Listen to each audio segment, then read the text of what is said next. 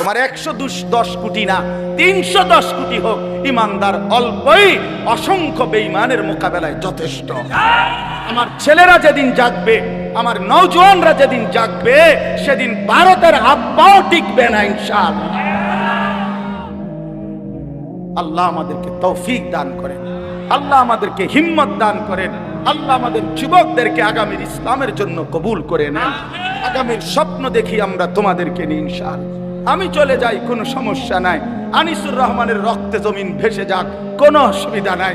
এমন 2, 4, 10, 50 জনের রক্ত ঝরলে কিচ্ছু হবে না, ওই রক্তে ঈমানের পতাকা উড়বে ইনশাআল্লাহ।